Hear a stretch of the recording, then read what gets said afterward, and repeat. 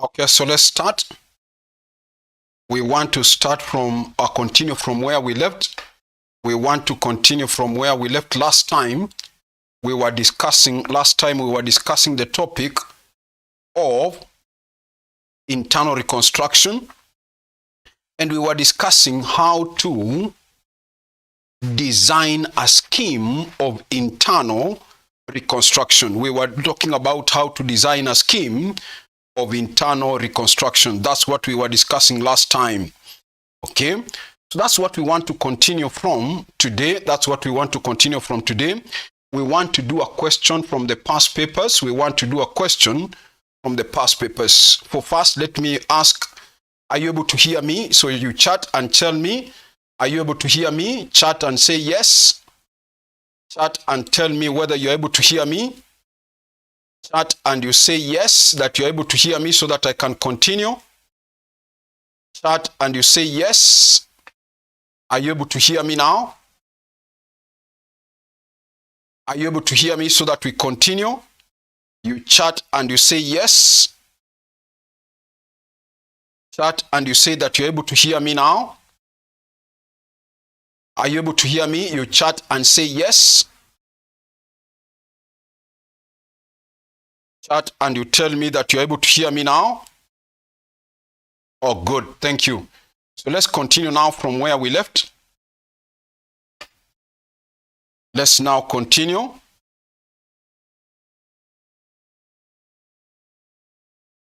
Okay, fine. So we were discussing, thank you. We were discussing how last time that whenever you are given a question of internal reconstruction, there are two ways in which the examiner can test you on that topic of internal reconstruction. One way is where we said you are given a scheme, you only implement that scheme of internal reconstruction. That's one way of being tested on that kind of a topic, internal reconstruction. We did a question of November 2016 where the examiner had given you a scheme, then he wanted you to implement that scheme. Then we said another way in which the question may be tested is where the examiner does not give you a scheme of internal reconstruction, but he requires that you first design your own scheme. From the information he will give you, you design your own scheme of internal reconstruction. Then from there, now you implement the scheme. So we looked at how to design a scheme, and we went through the 4 steps that are normally followed. We went through the 4 steps that are normally followed in trying to design a scheme of internal reconstruction. So you can see, we said step number 1 is to determine the total loss to be written off. Whenever you are required to design a scheme of internal reconstruction, first thing you must do as a person reconstructing a company is to determine the total loss to be written off. We said from the question or from that company that you are trying to reconstruct, find out, are there any losses that this company will suffer in the process of trying to reconstruct themselves? If they are there, we said you identify the losses. Then we said it may also happen that in the process of trying to reconstruct the company, there could be some gains that the company will make. And if there are any gains that the company will make, use those gains to reduce the losses. Then we identified and said, what are some of the losses that the company may suffer whenever they are reconstructing themselves? 1, we said, if before reconstruction, you can see from the left side here, we said if before reconstruction, one of your assets had a book value of 5 million, but after reconstruction, it will go into the books at 4 million, then automatically your company will suffer loss. If the assets of the company were 5 million before we reconstructed, but after reconstruction, the assets of the company will go to the books, or the asset will go to the books at 4 million, then as a company we are losing. So we said any decrease in value of an asset, will automatically give rise to a loss. Then we said, what if you have another asset which before we reconstructed the company, it had a book value of 5 million, but after reconstruction, it will go into the company's books at 6 million. Maybe that's the fair value of the asset. Meaning that after reconstruction, our company will gain. That means if there is any increase in value of an asset, we said that will give rise to a gain. I think we had written the notes in summary from properly are here. They are here. That's what we said. So number one, with any decrease in value of an asset, we said that will give rise to losses. With any increase in value of a liability, assets, with any increase, that will give us a gain. Then we also talked about what if you have liabilities also. As a company, you have liabilities which appeared in your books maybe at 5 million. But after reconstructing the company, our liabilities will now go back to the books at 6 million. You had some liabilities, whichever they are, which appeared in the books at 5 million. But after reconstruction, the liability will now appear in your books at 6 million. We said that automatically means that as a company, we are losing. Why? Because our liabilities are increasing. And so we said that will give rise to a loss. Whenever there is increase in liabilities, that will give rise to a loss. Then we said, what if you have another liability which currently, before we reconstruct our company, has a value of 5 million, but after reconstruction, maybe it will go into the books of the company at 4 million. We said that automatically will give rise to a gain because we had more liabilities before we reconstructed. Now our liabilities are reducing. As a company, we are gaining. So down there, we said if there's any decrease in value of a liability, that will give rise to a gain. I'm only reminding you very fast. Good. Then we said, what are the other components that can give rise to losses? We said another thing that could happen that makes your company to suffer in the process of reconstruction is any reconstruction cost. Maybe in the process of reconstructing your company, the question tells you you will spend 2 million shillings to reconstruct the company. Of course, that will make your company to suffer a loss. They also said accumulated losses, which I told you, and I hope you have not forgotten. We said in a reconstruction of a company, any accumulated losses of the company must be written off. Whether the examiner reminds you or does it not remind you, I hope you still remember that. We said they must be written off. Good. The other one is what we called any contingent liabilities. If there is a contingent liability, your company had a contingent liability before we reconstructed. Listen. Before we start reconstructing, we said your company had a contingent liability. And I told you, contingent liabilities don't appear in the books. Normally, they don't appear in the balance sheet. But then we said, the moment you start reconstructing a company, that contingent liability, we said, should be crystallized. Yani, make it a liability. Make it a liability. By making it a liability in the books, we concluded this. It means that before reconstruction, in our books, we did not have that liability, but after reconstruction, now we shall have it in the books. So it means like your liabilities are increasing, and therefore, that will give rise to losses. And I do hope you remember, we said one example of a contingent liability is what we were giving as preference dividends in arrears, That was one example. So those are some of the components of losses. From the gains, we have already identified two: any increase in assets, any decrease in liabilities. Then I also told you, if there are any reserves your company have, whether general reserve, share premium, revaluation reserve, any reserve that your company has, whenever you are reconstructing a company, that reserve normally should be written off.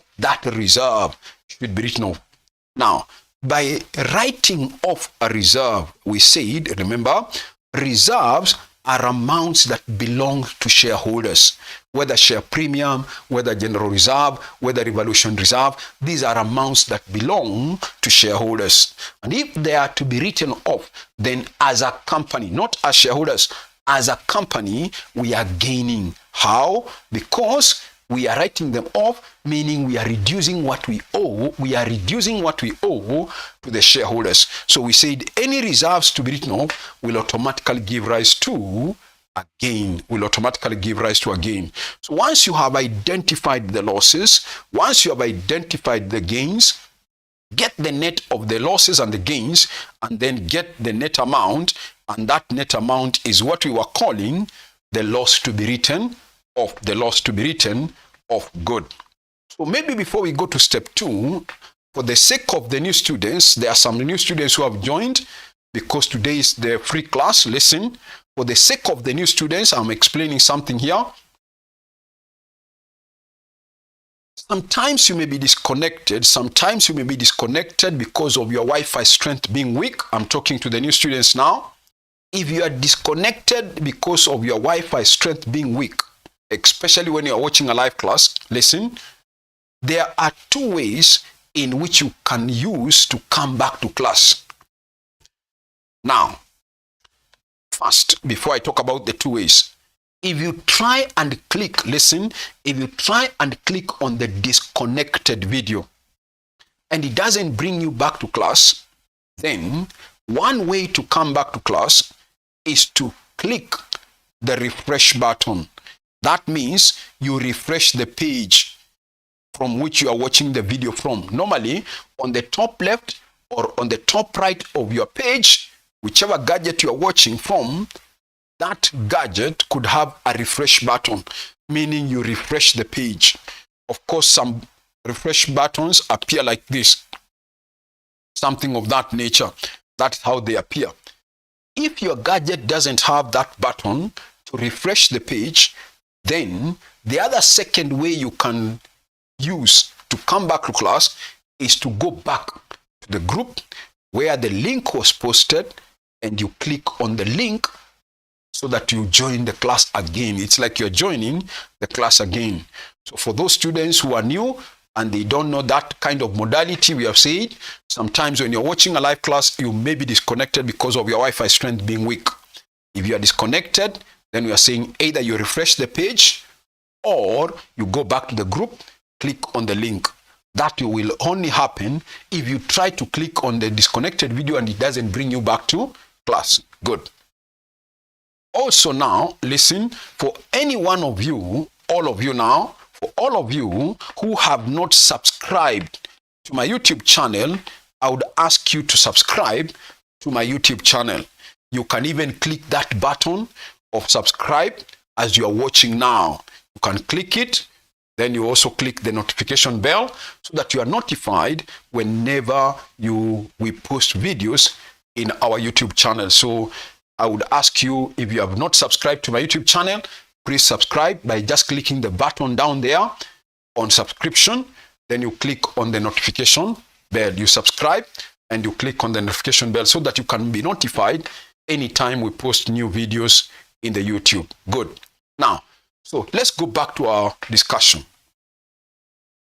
We have done step number 1. I do hope you remember what we said is step 2. Remember, listen, I'm just reminding you first. We said, whenever you are reconstructing a company through internal reconstruction, we said, all the stakeholders of the company are called into a meeting. The stakeholders include ordinary shareholders, creditors, preference shareholders, debenture holders. That's why we are calling it internal reconstruction. Whatever loss you have got, I do remember in our previous illustration, we were assuming something like 5 million. Assuming you got a total loss of 5 million to be written off. So we were asking ourselves, who among the stakeholders of the company should be requested?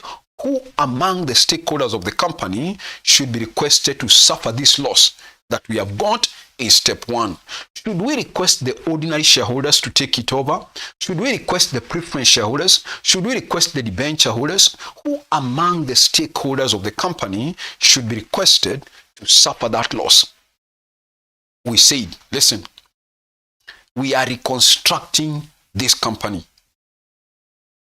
But then, for us to know who among the stakeholders are to be requested, we need to ask ourselves, listen, who is this stakeholder?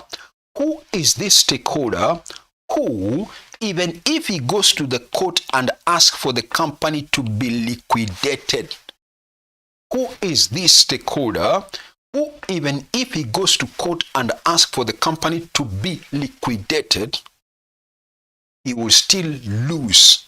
Because we said, whenever a company is liquidated, normally assets of the company are sold and then liabilities are paid in order of priority. You have done the topic of winding up of companies. You know the order of priorities. That's what we discussed also last time. Now listen. So it may happen, or you may realize, that in case the company is liquidated, the assets will be sold for this much. Then liabilities will be paid in the following order. Then a time will come when the money is already finished, but there are some stakeholders down there as per the list of priority who will not get anything.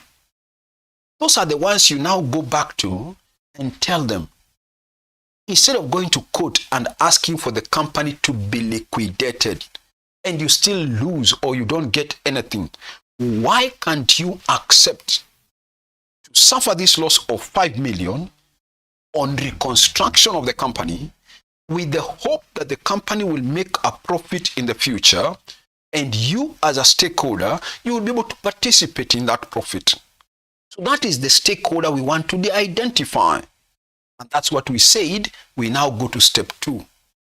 So step 2 now, we said you prepare. Listen, we said you prepare a distribution statement. You prepare a distribution statement of the sales proceeds, from the sale of assets, on the assumption, listen, on the assumption that the company is liquidated. We are not liquidating, but on the assumption that the company is liquidated, you prepare a distribution statement of the sales proceeds from the sale of assets. Then you come and say, machinery will be sold for this much, furniture this much, bank this much, data this much, and so on. What shall we realize? So when I was doing step 2, we just assumed a total sale of assets, whatever it is. Then we said, which liabilities are normally paid first in order of priority? We said, whenever a company is liquidated, secured liabilities are normally paid first. So you pay the secured liability, and of course I told you, secured liabilities are attached to a specific asset. That's why we are deducting them straight from the asset itself. Whatever you get now, or you get none. Then I told you, add the cash, because cash we don't sell. It's already there. Cash we don't sell. Once you pay the secured creditors and money is still remaining, we went on and looked at the priority of the other liabilities. After paying the secured creditors, we said the next liability to be paid will be liquidation expenses. Once you pay the liquidation expense and money is still remaining, we said you pay the preferential creditors. After you pay the preferential creditors, money is still remaining, we said you now pay the debentures on a floating charge. After you pay the debentures on a floating charge, we said you pay the unsecured creditors. And I told you, listen, as far as unsecured creditors is concerned, I told you, it is not that we are saying only the trade creditors, they are unsecured. No. I told you, when it comes to liquidation of companies, any liability that does not have security, that liability is normally classified as unsecured creditors. I told you, it could be bank overdraft that has no security.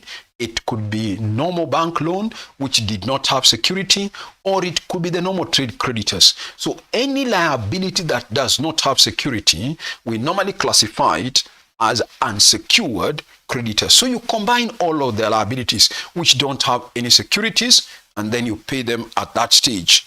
After you pay the unsecured creditors and money was still remaining, then we talked about you now have to pay the shareholders. With the shareholders, I told you, your company could have ordinary shareholders or preference shareholders. You remember, I said for preference shareholders, there could be two things you owe to the preference shareholders. One, you could be owing them their dividends that are still in arrears. And two, you owe them their share capital. So we said normally, in order of priority, what should be paid first to them? Said the first thing that they should be paid first is the arrears. So assuming you paid the arrears and money was still remaining. After that, we said, you now pay them their preference share capital, whatever it is. Once you pay the preference share capital their money, anything remaining, I told you, any other money remaining now will go to who? To the ordinary shareholders. Will go to the ordinary shareholders to pay their share capital. So from that list, it will guide you, because somewhere, listen, this is just to illustrate how the order goes. But we have not said that it will reach the end there. No, I'm only showing you up to the end, where money remaining after paying the preference share capital, anything remaining normally goes to the ordinary shareholders. Good. But then we said it could stop at a particular point on the upper line there. Whichever the point from your question, it will stop. It is from there that you should be able to conclude. Once you stop at a point, whoever will not get as per the list now, that is the person you go back to. It could be ordinary, it could be preference, it could be debenture holders. You go back to them and tell them, now that we have realized from this statement, you can even see from yourself, you as ordinary shareholders, or you can see yourself, you as preference shareholders, that in case this company is liquidated, this is how the assets will be sold, this is how the liabilities will be paid, and it is obvious you will not be reached. By the time the money is getting finished, you will not be reached. So you tell them, now with that now, please accept to suffer the loss of 5 million that we got in step 1, with the hope that we shall make some profit in the future as a company, and you will be able to participate in that profit. So that is how you conclude from step 2. Otherwise, we are not liquidating this company. We are reconstructing the company. But step 2 was only there to help you to conclude who should suffer the loss. Good. Once you determine who's to suffer the loss, we go to step 3 now. Step 3, I told you, you now determine the loss reduction per share. You determine the loss reduction per share. How? We get the total loss, whatever you have got in step 1, you divide that by number of shares. I told you it could be ordinary shares or it could be preference shares, whoever it is that is required to suffer that loss. Good. That was our step number 3. Then I told you step number 4 now, you suggest a scheme of internal reconstruction. You suggest a scheme of internal reconstruction. Listen, I told you, what should you include in that scheme? I told you, one of the things that you must include in the scheme is anything that you got in step 3. Anything that you got in step 3 must be part of the scheme. And what is it that you got? Whatever was the loss reduction per share. It could be you are required to write off 5 shillings per share on ordinary, or maybe on preference, whatever it is that you concluded or you got in step 3. That must be part of the scheme. That's 1. Then I told you what else should you include in the scheme as note 2, as item 3, item 4, item 5 in the scheme. That I told you that for any other item in the scheme, you go back to step number 1. Anything that we used in the determination in step 1, anything that we used in the determination of that loss, which we are assuming to be 5 million, anything that we used in the determination of that loss of 5 million must be part of the scheme. What are those items? Listen, you revalue some assets.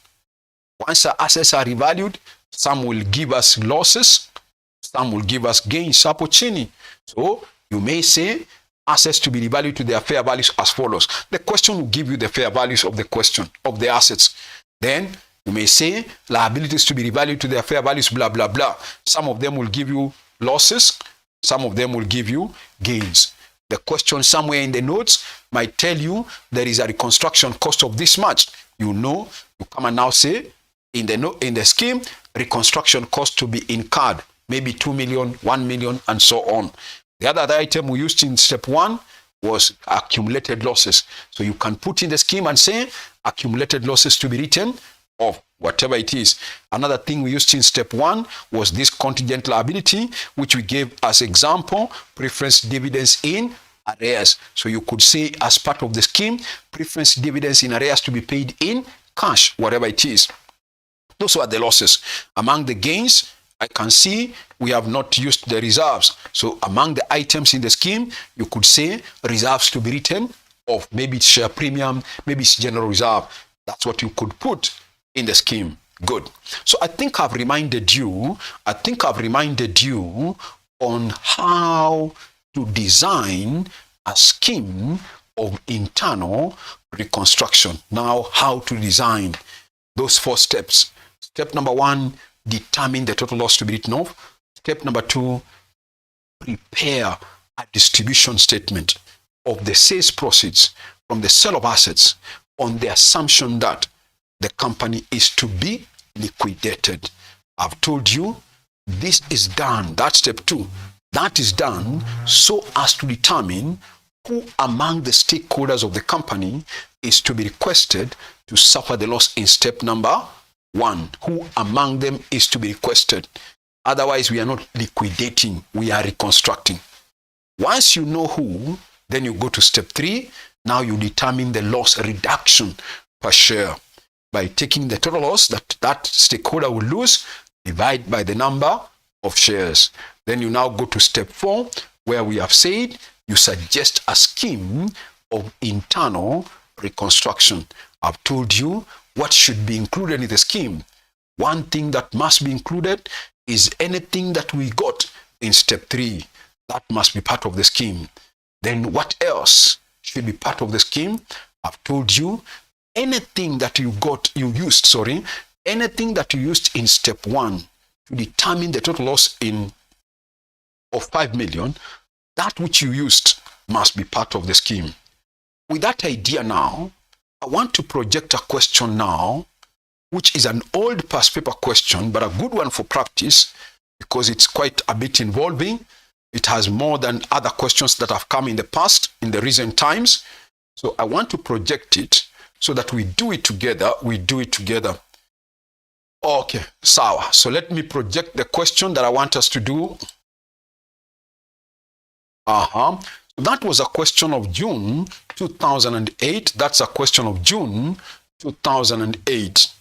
I want us to read it. It says, Matatizo Limited has been operating profitably until 3 years ago, when it started experiencing financial problems. This resulted in the business incurring heavy trading losses. The directors of the company, who are also the main shareholders, considered undertaking either an internal or external reconstruction. Based on professional advice, the directors opted for internal reconstruction. It was anticipated that after reconstruction, the company would make an annual profit before interest and tax of shillings 300 million. Then you are told the tax rate was expected to be 30%. Let me roll the question now.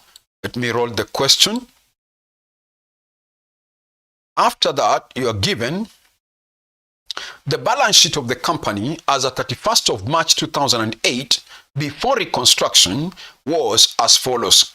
You are given the assets, among them non-current assets, land and buildings, furniture, motor vehicle, goodwill. Among the current assets, you have inventory, trade receivables. Let me roll again the question. After current assets, we now go to capital. That is equity and liabilities. Now we have ordinary share capital of 10 par value. We have 9% cumulative preference share capital of 10 par value. You have revaluation reserve. You have profit and loss. If you look at the profit and loss, it's in bracket, meaning our company has an accumulated loss. Okay. Then we go to non-current liabilities. Among them, we have the 10% debentures, which is in bracket, they are saying in bracket, secured on land and buildings. Secured on land and buildings. Next, we have current liabilities. Among them, we have bank overdraft. And they are telling us again in bracket, secured on a floating charge. Secured on a floating charge on assets. Then finally, we have trade payables. After that, I think now we go to the additional because that's the balance sheet. Yes, let's go to the additional information now. Additional information. Number one, the cost of the scheme of reconstruction were estimated to be 4.5 million. That's the reconstruction cost. Number two, preference dividends were 2 years in arrears. Number three, the fair value of the assets as the 31st of March 2008 were as follows. Land and buildings, 777. Furniture and equipment, 435. Motor vehicles, 45. Inventories, 210. Trade receivables, 939. Number four, goodwill was considered to be valueless. Goodwill was considered to be valueless. Number five, trade payables include shillings 125 million that would be preferential in a liquidation. So they are just telling you among the creditors, there is 125 million that will be classified as a preferential creditor. That will be classified as a preferential creditor. Number six, preference shares rank in priority. Preference shares rank in priority to ordinary shares in the event of a winding up. Number seven, assume that internal reconstruction would be complete at the close of the business on 31st March 2008. Required. Number one, or A. Number A, they are saying, suggest a suitable scheme of capital reduction. Number two, prepare a capital reduction account. Number C, an opening balance sheet as at 1st of April 2008 after conclusion of the scheme of capital reduction. Number D, statement showing how the anticipated profit under the new arrangement would be distributed to the various providers of capital. So number A, they want us to prepare or to suggest a scheme of internal reconstruction. They want us to suggest a scheme of internal reconstruction. We have just reminded ourselves, so we need to go back now and do that now. We need to go back and do that now. So let's do that question of June 2008 now. Let's do that question of June 2008. So put it down, June 2008. It was question number 3. We want to go through the 4 steps to design a scheme of internal reconstruction. So let's put down step number 1. We have already agreed. Step 1, determine the total loss. Determine the total loss to be written off. Determine the total loss to be written off. Determine the total loss to be written off. Determine the total loss to be written off. Now, I want to take you through first. Listen. Before we put down the figures, let's agree on what will go there generally. Of course, I've already told you we need to identify some of the losses. Listen, so I want us to go through and look at, for example, assets.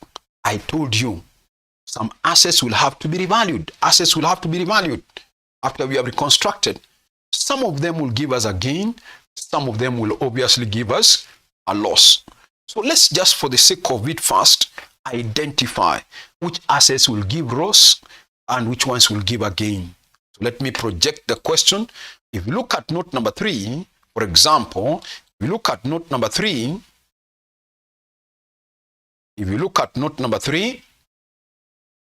we have somebody's asking a question. Let me see what somebody's asking. Somebody's asking a question. Just give me a minute. We ask ourselves, can you kindly send the question to the group? Yes, I'll send it, I'll send it to the group. Somebody else please share the question. I forgot to share it in the group of those who have paid. I forgot to share it. I will do it. Sorry. Sawa. So let's go on. Let's go on now. I hope you are able to see, so that for now, you just use the question as it appears on the screen. Then I'll send it to the group. So what I was saying is this. If you look at the assets under number 3, the fair value of the assets as at 31st of March were as follows. One of them is land. It was revalued to 777. What was the original book value? That's what I want to check. From the original balance sheet, what was the original book value? If you look at the original book value of the land, it was 720 from the balance sheet up there. Now, after reconstruction, it will go into the books at 777. It is obvious that land will give us a gain. What about the next asset, furniture? According to the balance sheet, it has a book value of 480. 480, I hope you are seeing it there. What about after reconstruction? How much will it go back into the books at? Of course, from the balance sheet, from the note, it will go back to the books at 435. Are you seeing it down there? It will go back into the books at 435. That is obviously a loss. 480 was the original. Now it will go back into the books at 435. That will give rise to a loss. Another one I can see here is motor vehicle. Fair value 45. What about the original book value? Let's check. 45 is the fair value for the motor vehicle. And next one is for the furniture, for the motor vehicle. Originally it had a book value of 90. Now we are being given a fair value of 45. That's obvious. It's a loss. That's obvious is a loss. Next, I can see from the balance sheet is goodwill. Already, the additional information told us, somewhere you remember, we were told by a note that goodwill was considered to be valueless. So it is obvious it will give a loss. It will give rise to a loss. Next one, I can see among the current assets, now we have inventory. I can see book value 240. What is the fair value after reconstruction? We have fair value of how much under note number 3? Fair value 210. So 240 is the original book value. 210 is the fair value. That will give rise to a loss. Good. Next one is trade receivables. I can see fair value 939. What about the original? What about the original value of the trade receivables? I hope you can see there. It is 1020. Another loss. Good. So those are the only assets. Those are the only assets. So we have identified, listen, we have identified that among the items that will give rise to losses, several assets will be revalued downwards. One of them will be revalued upwards, and it will give rise to a gain. The other component of loss, we said, is any decrease in value, no, increase in value of a liability. Listen, any increase in value of a liability. Listen, from this question, there is nowhere we have read from the additional information that the liabilities will increase. No. We were only told something concerning trade payables. And that was not to tell us part of the creditors are considered preferential. Otherwise, there is no other information concerning liability. The only information we are given there is number 5, which says trade payables include 125 that will be preferential in a liquidation. Meaning, it's not that we are reducing it. No, they are trying to separate the creditors. But there is nowhere we have read any liability increasing or reducing. So from this question, there will be no gain, no loss in terms of liabilities. Then I told you, listen, what are the other components that can give rise to losses other than assets, other than liabilities? I told you the other one could be reconstruction cost, which according to our question, under note number 1, I remember there was a reconstruction cost, which was estimated to be 4.5. So that we shall bring it in. Next, after that, I told you another component of loss is the accumulated loss. I told you whenever you are reconstructing the company, accumulated losses must be written off. So this company has a loss. You remember I showed you the in balance sheet, in bracket, that was an accumulated loss. So it must be written off. So that we shall bring also. Next, I told you among the other losses that the company could suffer is if there is any contingent liability. If there is any contingent liability. I told you if there is any contingent liability, it will have to be crystallized. And by crystallizing, our liabilities will increase. Therefore, it will give us a loss. And we saw, listen, even if I remember, note number 2 told us preference dividends, I think, were 2 years in arrears. And you know, one example of a contingent liability is preference dividends in arrears. I told you we have not paid them for the last 2 years. So even if you go to the balance sheet of this company, you will not see anywhere any preference dividends in arrears. You will never see them. Yet there are liabilities. And so we said they will have to be crystallized. So before we reconstruct, there was no liability. Now we shall have to create a liability. That means our liabilities will increase. That's a loss to the company. So those are the areas of losses. What about gains? We have identified a few items that can give rise to gains. 1, I told you any increase in value of an asset, which we have seen, land will give us a gain. 2, I told you any decrease in value of a liability will give us a gain. From this question, I've told you there was no change in liability anywhere as per the question. 3, I told you the other thing that can give rise to gains is any reserves which are there, whether share premium, general reserve, revaluation reserve, any reserves that the company has, normally it should be written off. So let me confirm from the question or from the balance sheet whether our company has any reserves, so that if there are any reserves, then we know they must be written off. They must be written off. So from this balance sheet, yeah, good. I can see among the capitals, we have a revaluation reserve of 450. That will be one of the reserves to be written off. There is no other reserve like share premium? No. Good. So I've taken you through the items that we are now going to use for step number 1. We now know them. So let's put them down now. Let's put them down. We have agreed one of them. Land was giving us a gain. Then after land, what was the next one? I have forgotten. After land, let me pick the next one from note number 3. That's where we are being revaluing. From note 3, the next one was furniture, 435. But what was the original book value for the furniture? It was 480. Good. It was 480. So we are saying our first asset that will give us a loss is furniture. Let's put in bracket 480 was the book value, but it has a fair value of 435. So when we shall take it back to the books at 435, we shall be losing as a company. So what is the loss? We take 480, we minus 435, so there will be a loss of 45. Our figures are in thousands in the balance sheet. So we put it as 45,000. Good. Next one, after that, we have identified the liabilities, the assets, of course. Next one, after furniture, I can see it's motor vehicle. I can see book value from the balance sheet. Book value is 90. What is the fair value? We go back to note number 3. Fair value is how much for the furniture? No, for the motor vehicle. The fair value is 45. That is a loss. So let's come and put it motor vehicle.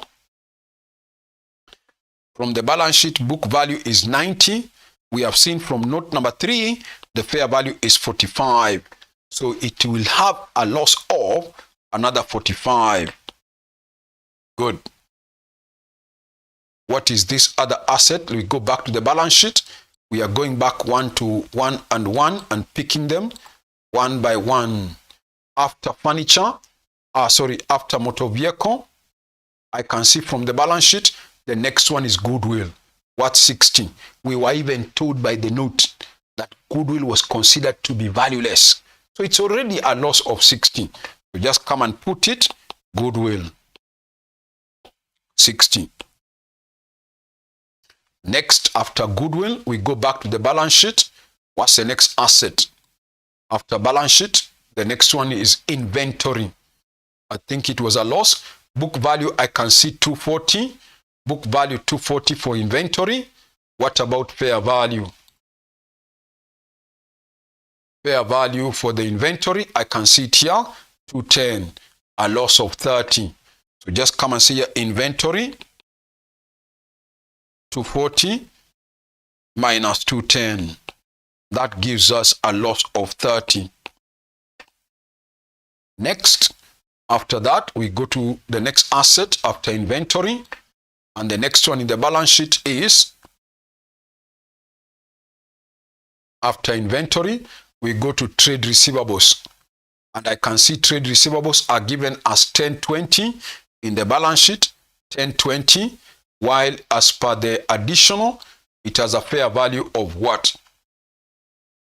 According to the additional, the fair value is 939. Another loss. So come and see a trade receivables. We can put in bracket 1020 minus 939. So what is the loss in terms of datas? 1020 minus 939. Looks like a loss of 81. Good.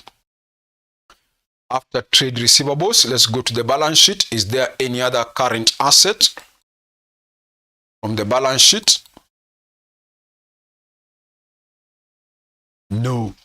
So according to the balance sheet, those were the only current assets, inventory and trade receivables. So we are through with identifying the assets that are giving us a loss. Good. Now we look for the other losses now, components. I have already talked about them. One of them is reconstruction cost, which we have already been given under note number 1. Let's go and pick it. From note number 1, we were told from the additional number 1 that the cost of the scheme of reconstruction was estimated at 4.5 million. Good.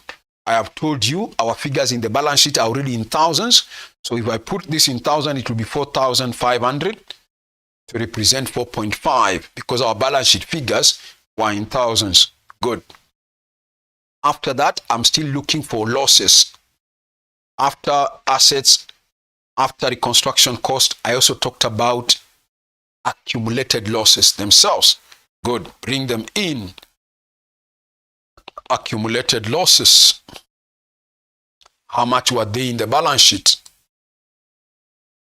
According to the balance sheet of this company, the accumulated losses were how much? Good. I can see it up here. The accumulated losses are 615,000. 615,000. Pick it. Good. That is 615,000. After that, I told you another component that can give rise to losses is any contingent liability. And in our company, and our example is preference dividends in arrears. So come and see your preference dividends in arrears. There is a note that told us preference dividends were 2 years in arrears. Preference dividends were 2 years in arrears. So we need to calculate. So we go back to the balance sheet and check what was the rate of dividend. If you look at the balance sheet pale juu, if you look at the balance sheet up there, our preference share capital had a rate of 9% per annum, and the capital value is 300,000, which of course I've told you our balance sheets are in thousands. That's about 300 million.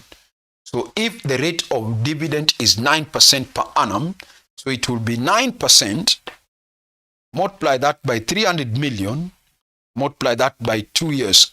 We are told preference dividends were 2 years in arrears. So every year they normally earn 9%. So what is 9% of 300 million? I multiply that by 2 years.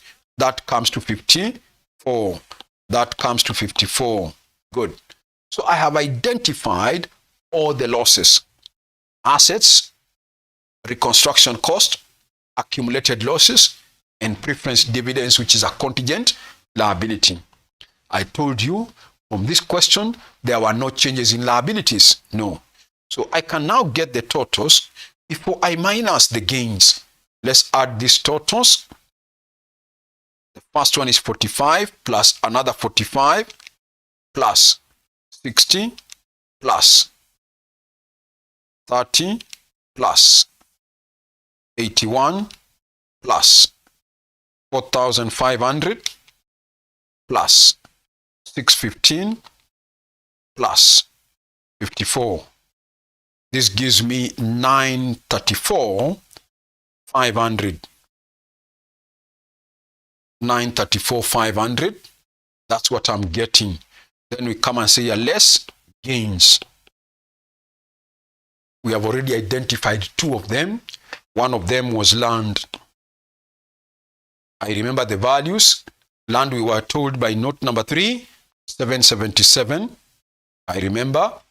While the book value, I remember, was 720 in the balance sheet. Was 720 in the balance sheet. So let's see, by us reconstructing, we shall make a gain of how much? 777 minus 720. I'm getting a gain of 57. Use it to reduce the losses. Good. The other gain I saw was revaluation reserve. There was that reserve to be written off, so we can call it revaluation reserve. Revaluation reserve to be written off. Revaluation reserve to be written off. So let's go to the balance sheet and find out how much was the revaluation reserve. How much was the revaluation reserve? If I look at the balance sheet up there, I'm seeing from the balance sheet, our revaluation reserve is given as for 50,000. So we minus that for 50,000. So let's get the net now. We get the net. So we take that 934,500. We minus 57. We minus 450. And that leaves me with about 427,500. 427,500. That is what we can now call total loss to be written off. Total loss to be written off. Good. Total loss to be written off. So that's all for that step number 1. Now we call a meeting of the stakeholders. We want to find out who among our stakeholders should suffer this loss. Should it be the ordinary shareholders? Should it be the creditors? Should it be the debenture holders? Why? Because we say you cannot request a stakeholder who knows that if he goes to court and asks for the company to be liquidated, he will be paid. So we can't ask him to suffer this loss. We can only ask that stakeholder who knows that even if he goes to court and asks for the company to be liquidated, this will be the procedure that will be followed. And by the end of the day, you as a stakeholder, you will get nothing. So why can't you accept that you suffer this loss now with the hope that the company will make profit in the future and you will participate in that profit, other than asking for the company to be liquidated and you lose? Good. So let's go to step 2 now. Step 2, maybe you can put it down as I dictate. Step 2, put it down this way. Step 2, put it down this way. Prepare, step 2, prepare a distribution statement. Prepare a distribution statement of the sales proceeds. Prepare a distribution statement of the sales proceeds from the sale of assets. Prepare a distribution statement of the sales proceeds from the sale of assets. Prepare a distribution statement of the sales proceeds from the sale of assets on the assumption, continue, on the assumption that the company is liquidated. Prepare, I've said, prepare a distribution statement of the sales proceeds from the sale of assets on the assumption that the company is liquidated.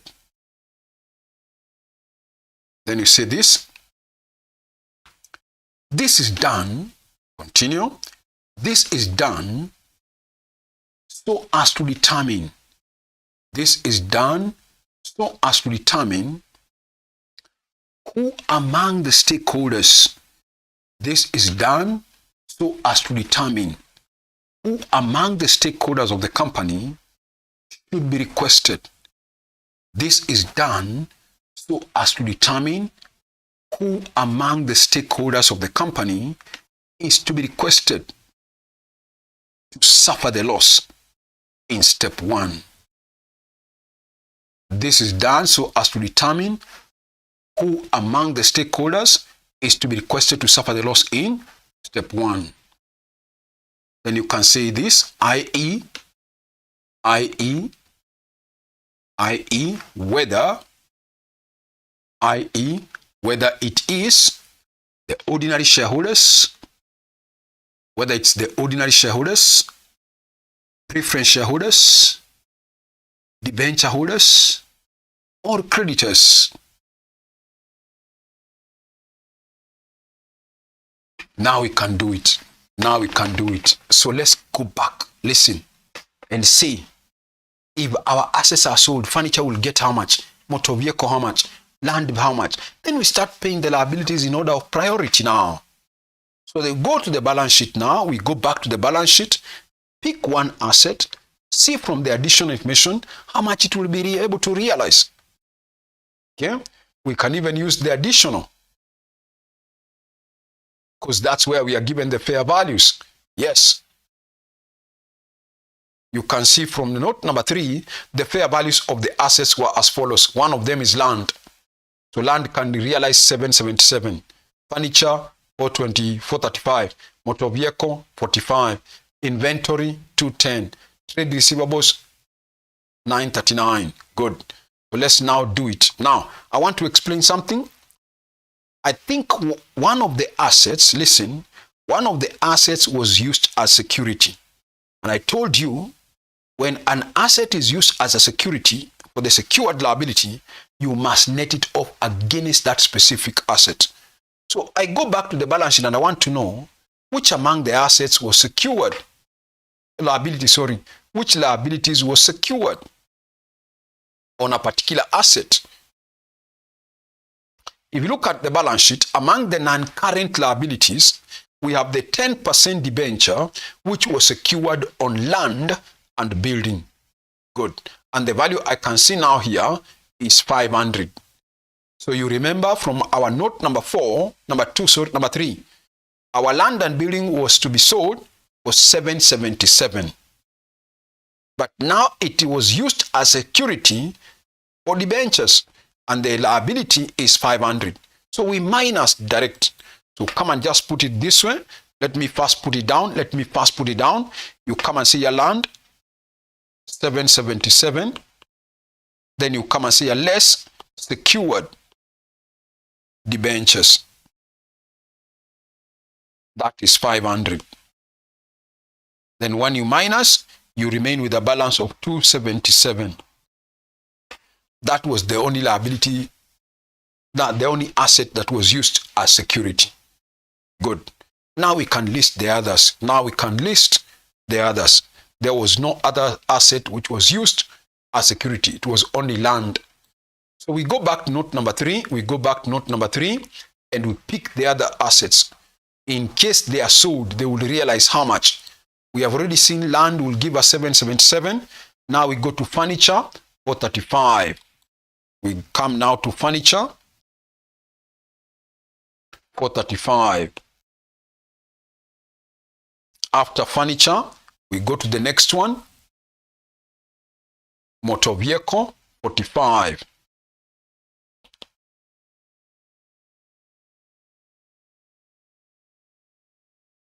Next one, inventory to 10. Inventory to 10,000. Last one, trade receivables.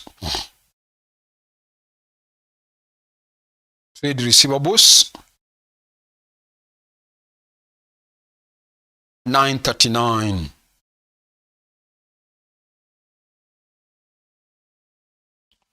Good. Now let me explain something again. Those are the assets from note number 3. Listen. Then you go back. Listen to this. You go back to the balance sheet and check. What about cash? We don't sell cash or bank. So if there is an asset of cash and bank, we just add it direct. Because you can't sell it. You just realize it. It's already liquid. Good. So let's go to the balance sheet and we check whether we have an asset called cash and bank among the current assets. So if you look at the current assets, we only had 2 assets, inventory and trade receivables. There was no bank, no cash. Otherwise, if some questions have it, add it. Good. So that's all. Now we can get the total now. Let's say the total amount of the amount to be realized in case the company is liquidated. So I'm adding 277 plus 435 plus 45 plus 210 plus 939. I am getting a total of 1906. 1906. Then I told you the liabilities have to be paid in order of priority now. Already I've paid the first one, and that is which one? The preferential creditors. I've already paid the secured liabilities. I've already paid the secured liability. So we said the other liabilities now are to be paid in order of priority. I told you after paying the secured liability, you pay any liquidation expense. Listen, for this question, the examiner gave us under note number 1 that the cost of reconstructing the company will be estimated to be 4.5. So that is the same as liquidation. Just come and say, less liquidation expenses. Liquidation cost, it was 4.5. Our figures are in thousands, so it will be 4,500. Our figures are already in thousands. That will be 4,500. Note number 1 told us that the scheme of reconstruction, the company, the cost of reconstructing the company will be 4.5 million. That's the same as liquidation cost. So if I minus from 1906, if I minus 4.5 million, that leaves me with a balance of 1901, 500. 1901, 500. Then we go to the next liability in order of priority. Now you know I have told you, after paying liquidation expenses, I told you now pay the preferential creditors. You come and say, less preferential creditors. There is a note that talked about that. There is a note that told us out of the creditors, this amount was considered preferential in a liquidation. Which one amounted to how much? Note number somewhere talked about liquidation expense, preferential creditors. That was note number 5. It says trade payables include shillings 125 million that will be preferential in a winding or in a liquidation. So 125 million, our figures are in thousands, that will be 125,000. So let's minus 125,000. So assuming we paid the preferential creditors their money, what shall we be left with? So we minus 125 and we shall be left with a balance of 1776,500. 1776,500. After paying the preferential creditors, I hope you remember the next one. I told you the next liability to be paid will be the debentures. Listen, debentures on a floating charge. Or in other words, I told you any liability which is on a floating charge. This question did not have debentures on a floating charge, but I do remember, when we were reading the balance sheet, our bank overdraft was secured on a floating charge. I think so. Let's confirm from the balance sheet. I think it was the one which was secured. There was a liability which was on a floating charge. Yes, I can remember now. Here it is. We are given among the current liabilities, bank overdraft secured on a floating charge. And the bank overdraft amounts to 500,000. So let's pay that overdraft now. It is secured on a floating charge. So come and see here, less bank OD secured on a floating charge. Bank OD secured on a floating charge is 500,000. Once I pay that amount, we shall be left with how much? We shall be left with a balance of 0056721. 1,276,500. Okay. I do hope you remember the next liability in order of priority. I told you after paying the debentures on a floating charge, you now pay the unsecured creditors. And I told you unsecured creditors are those liabilities that don't have any security. It can be any other liability, whether bank overdraft, whether bank loan, whether the normal creditors, any liability that your company has. If it doesn't have any security, then it's classified as unsecured. Good. So we come and less unsecured creditors. From this balance sheet, let me confirm which liabilities we have and whether we have secured or not. If you look at this balance sheet, we have a 10% debenture that was long-term. It is already secured. Among the current liabilities, we have bank overdraft. It is secured on a floating charge. So the only liability that we are not told anything is creditors, which is the trade payables. According to this balance sheet, it's given as 1025. Listen, but you also remember there is a note that told us.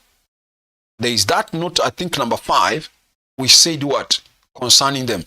Note number 5 told us trade payables include 125,000 or 125 million that would be preferential. So if the creditors according to the balance sheet were 1025, from this balance sheet I can see creditors are 1025, out of which 125 are already preferential, which we have already used. So how many out of 1025 are unsecured. So we come and take that working and we say 1025 is the total, out of which 125 is preferential, which we have already used.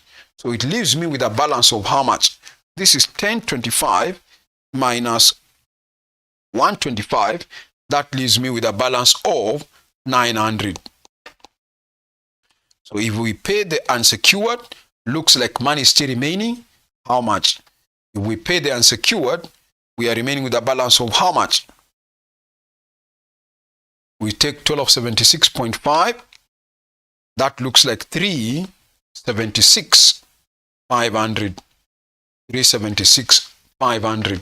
Good. So we have paid the secured credit and the unsecured.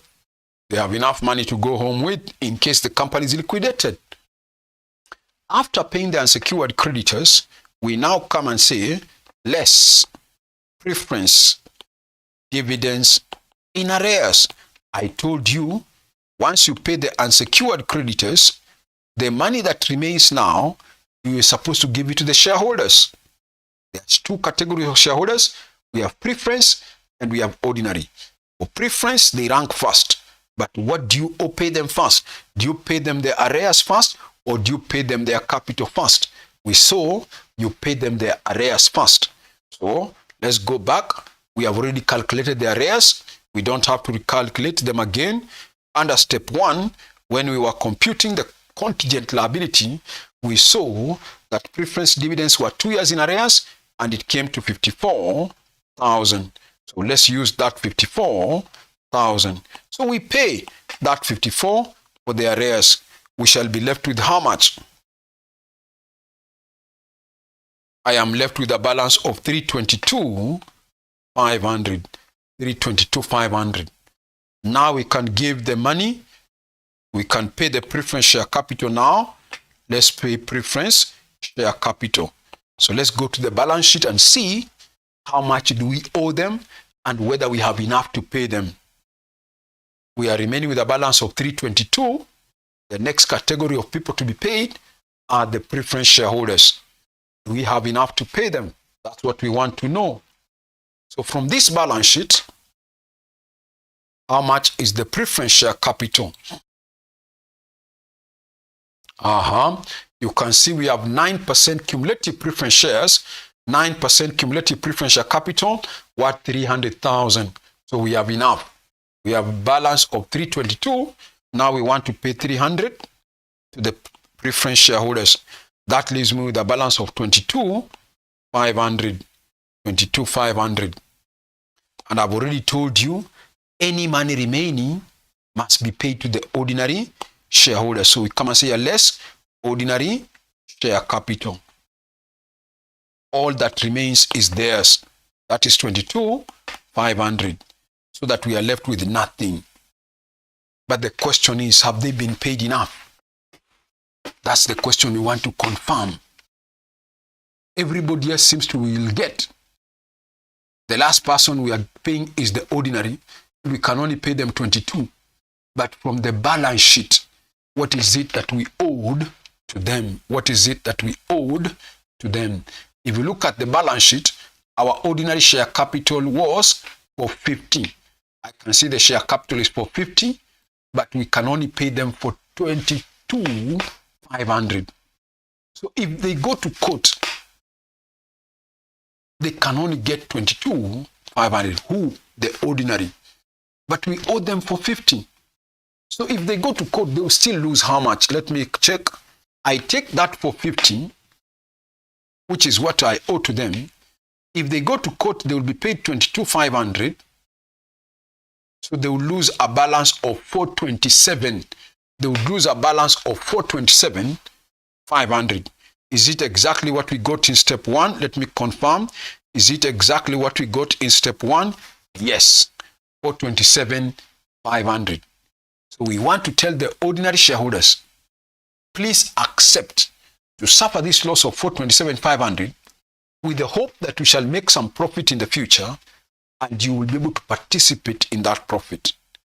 Otherwise, if you go to court, you ordinary, you will get how much? 22,500. and you lose how much? You lose 427,500. But if you accept, we reconstruct, suffer that, but with the hope that we shall make our profit in the future. Now, before we go to step 3, I want you to look at this. Let me put down here a summary. Don't put it down first. Let me put it in form of a table. Then I will let you copy.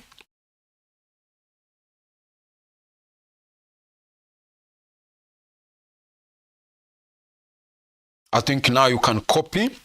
We have a column for amount due, amount paid, and amount lost. We could start with preference shareholders. Maybe we could start with them first. Preference share capital or preference shareholders. We owed them how much? We paid them everything. We owed them 300. If they go to court, they'll be paid the same 300,000. They will lose nothing. What about the ordinary shareholders? We owed them that for 50. That's what we have seen. According to the balance sheet, if they go to court, they can only get 22,500.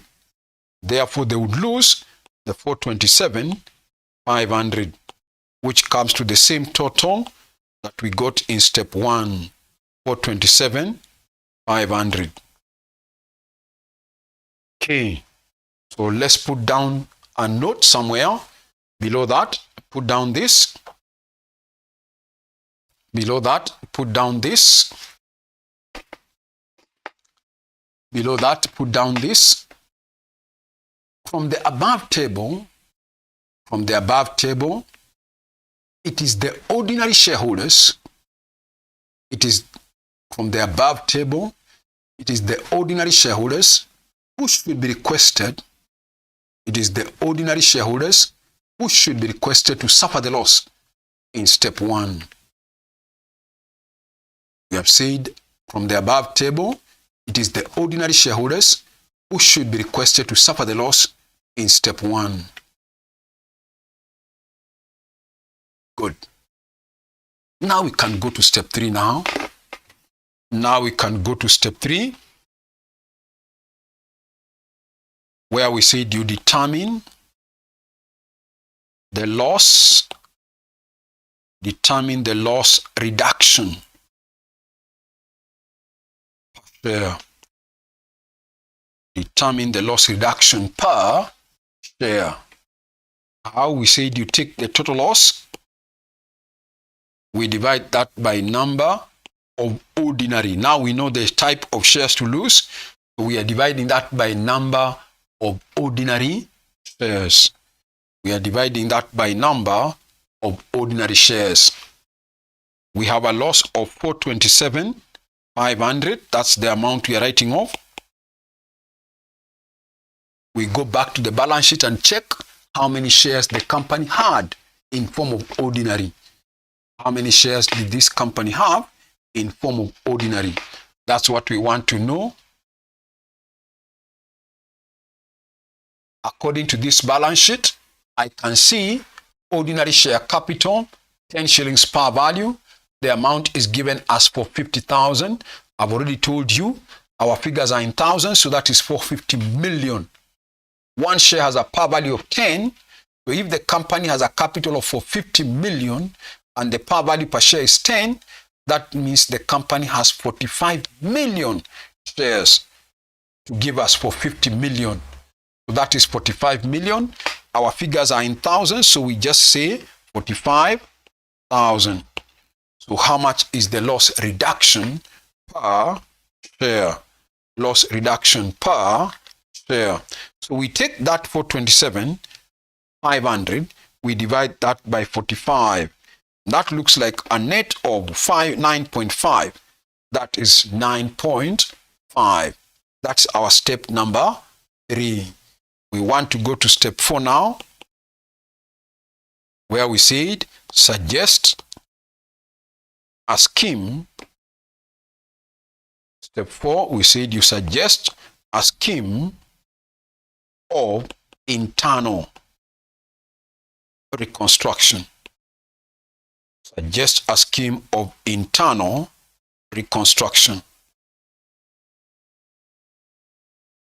Suggest a scheme of internal reconstruction.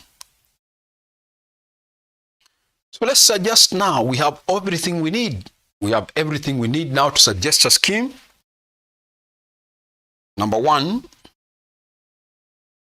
let's put it down. You come and say ordinary shares to be reduced by 9.5 per share. Ordinary shares to be reduced by 9.5 per share. I told you, anything you got in step 3. Anything you got in step 3 must be part of the scheme. Anything you got in step 3 must be part of the scheme. Good. That's number 1. Then I told you, number 2, number 3, number 4, number 5 item in the scheme, you go back where I told you, you go back to step number 1. I told you, anything we used in the determination of the loss must be part of the scheme. What are these? 2, you remember we had to revalue some assets. Under note number 3, we were given the fair value of the assets. So you can put down this statement number 2. Number 2, say this. Number 2, assets to be revalued. Assets to be revalued to their fair values. Assets to be revalued to their fair values as follows. Assets to be revalued to their fair values as follows. I remember the first one was land and buildings. That was 777,000. I remember. I am going to copy note number 3 as it is. So let me go and copy note number 3 because that's where the fair value of the assets are given. So I'm copying note 3. After land and building 777, I come to furniture. That is 435. Furniture.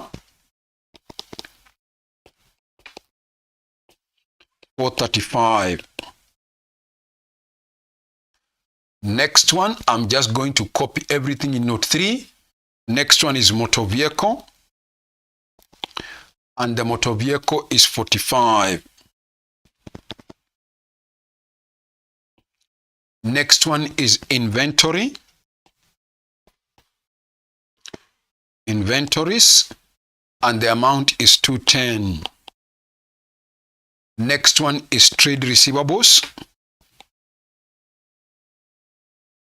And the amount is 939.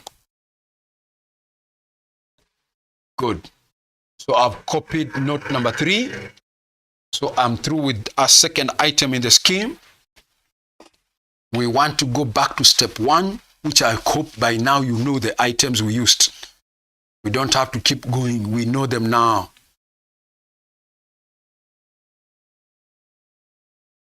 So when the assets will be revalued to this much, one of them called land will give us a gain. The rest will give us a loss. Next, number 3. Listen to this now. Number 3, you remember, one of the assets called goodwill is not in this list because it had no fair value, but we were told it is considered to be valueless. So andika somewhere, which we shall include now in the scheme. Goodwill is considered to be valueless, and therefore it should be written off.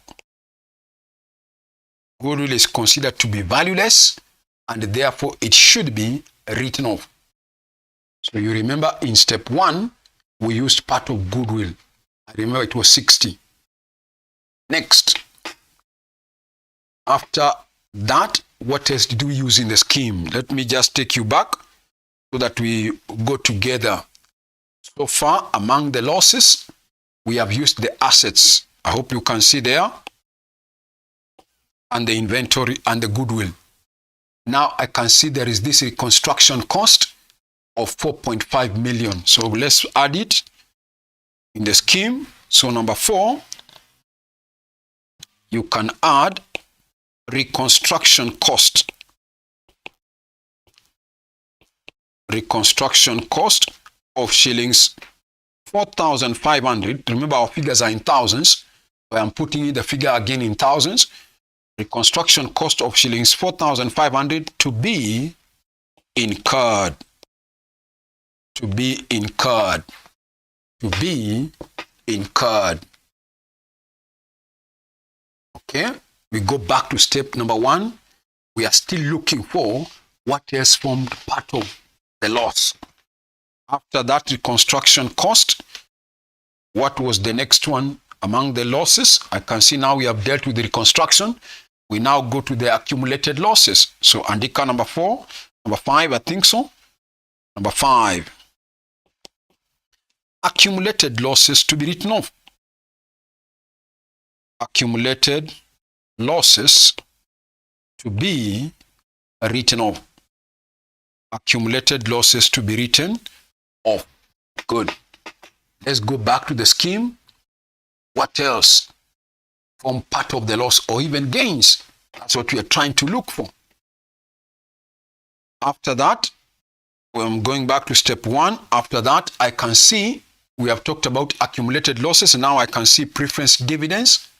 So we can say something like this. Come and say number 6.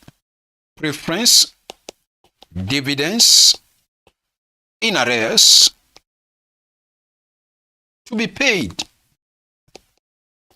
in cash. To be paid in cash. Or somebody else could have suggested. Somebody else could have suggested that preference dividends in arrears to be converted into ordinary. You remember we talked about something of that last time, where you can also convert the preference dividends in arrears into ordinary. That one we discussed it in our last lesson. Good. That's all. I think next, let's see what else we used as part of step 1. So far, I've used the preference dividends. Among the gains, I've already talked about land, which is part of the assets that was revalued. Next, we can now have revaluation reserve to be written off. Now quote it. Revaluation reserve to be written off. That's number 7. Revaluation reserve to be written off. To be written off. So we have done part A of that question now. We have done part A of that question. We have done part A of that question now.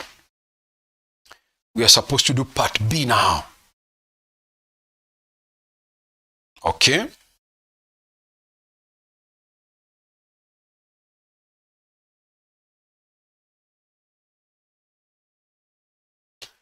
Somebody's asking, is it reduced by or reduced to?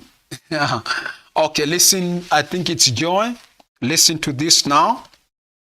When we did step 3, we got the loss reduction per share to be 9.5, sorry. We saw, listen, we saw one share has a par value of 10. So I told you, I think even last time when I was discussing this, we said, one question could say, ordinary shares to be reduced by 9.5, which we have done. Another question could say, ordinary shares to be reduced to how much? 2. Ordinary shares to be reduced to. Remember, one share originally had a par value of 10. Note step 3 says we reduce one share by 9.5. So another way of framing the same thing is just to say ordinary shares to be reduced to. Now you say to 0.5. because you are reducing them by 9.5, yet the power value was 10. So if I'm reducing them by 9.5, then I'm reducing them to 0.5. I hope you're okay, Joy, now. I hope you're okay with the answer. Yes, you could still have said, step 1 in the scheme, you could still have said ordinary shares to be reduced to 0.5. That does not change the answer. We shall still use the same loss. Whether you say to be reduced to 0.5 or you say to be reduced by 9.5, it's still the same. That does not change the answer. It's only the language. Joy, are you okay now? Yes, thank you. Now, for now, listen, I want to talk to the new students. I want to talk to the new students because today was a free class and I can't start number B and complete it. We want to implement the scheme. But before we do that, I want to talk to the new students who are in the group learning for today because today was a free class. Now listen, for the new students, if you wish to continue with us, for advanced financial reporting, then you need to know this. We have either early morning classes or evening classes. Talking to the new students now. Our early morning classes normally starts from 5:30 in the morning to 7 a.m. in the morning every Monday, Wednesday, and Friday. If you choose evening classes, our classes are from 8 p.m. to 10 p.m. again every Monday, Wednesday, and Saturday. Now listen. Our system is such a way that in case you miss a class, let's assume you are in the evening and on Saturday you have a function and you want to attend, does it mean you will miss that class of Saturday? The answer is no. You can go back to the group where the link was posted and you click on the link and you'll be able to watch your video at your own free time. Same to early morning group. If you miss a class, don't panic. Just go back to the group, click on the link, and you'll be able to watch your video at your own free time. Okay. We have already covered a few topics. I can give you the videos of those classes. So that's not a problem. I'm talking to the new students now. Now, instead of, maybe for some of you, you may not be available in the morning, you're not available in the evening, you can also buy what we call pre-recorded videos. Meaning you get the videos for the whole syllabus at once and you listen to them at your own free time, at your own pace. That's what you can also do. You buy what we call pre-recorded videos. We are charging 4,000 shillings, either for the normal class or for the pre-recorded videos. Okay? If you are interested in either class or pre-recorded, you can call me on this number.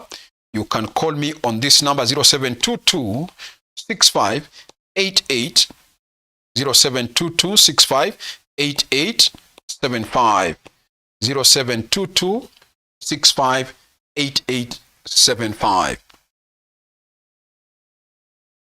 Again, I would ask you, this is for everybody now, please subscribe to my YouTube channel so that you get notifications in the future whenever I post the videos. Listen, the name of my YouTube channel is called CPA Joseph Njuguna. CPA Joseph Njuguna. That's the name of the channel. So that's all you need to know concerning for advanced financial reporting. Listen. Some of you have friends who are doing financial reporting of the intermediate level. We are also teaching that. If you have friends who are doing a financial reporting of the intermediate level, the classes are from 8 p.m. again to 10 p.m. every Tuesday, Thursday, and Friday for financial reporting. Again, they could also buy the pre-recorded video. They could also buy the pre-recorded videos. That's what we're saying. The charges are still 4,000. We are also offering financial accounting of the foundation level. For the beginners, we also have financial accounting for the beginners of foundation level, or the financial accounting of ATD1 and ATD2. We are still charging 4,000 shillings. Again, they can buy the pre-recorded videos. I think I've explained everything that you needed to know, especially for the new students who would wish to join our classes, So let's now, maybe we can stop there. Somebody has asked a question.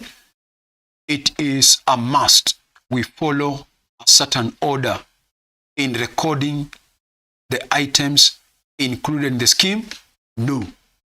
Somebody is asking, James is asking, must we follow a particular order? No.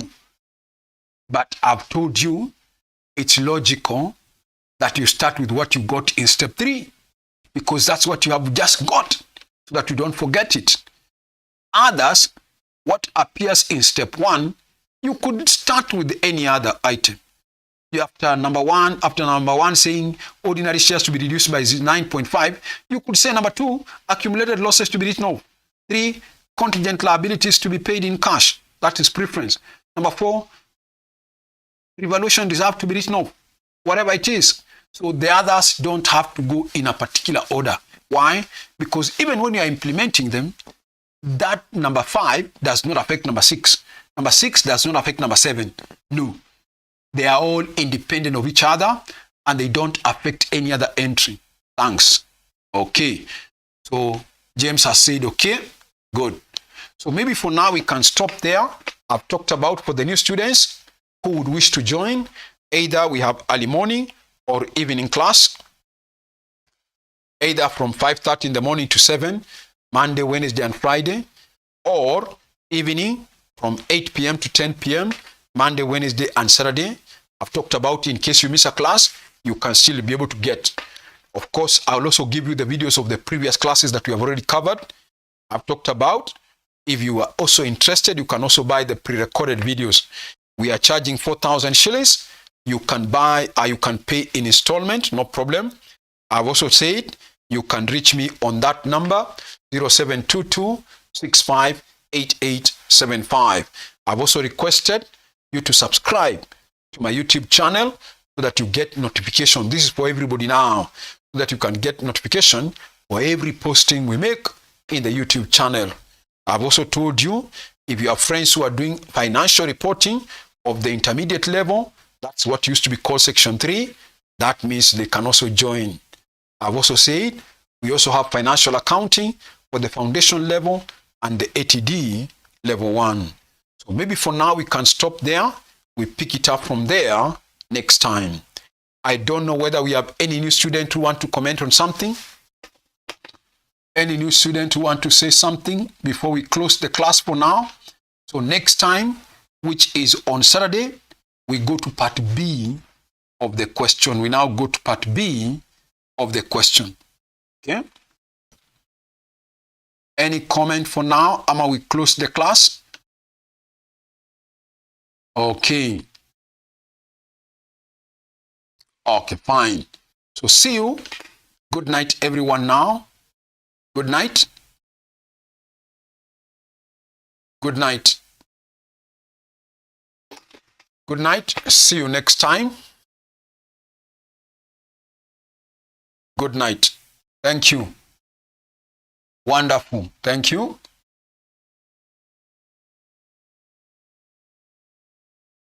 Thank you. Good night too.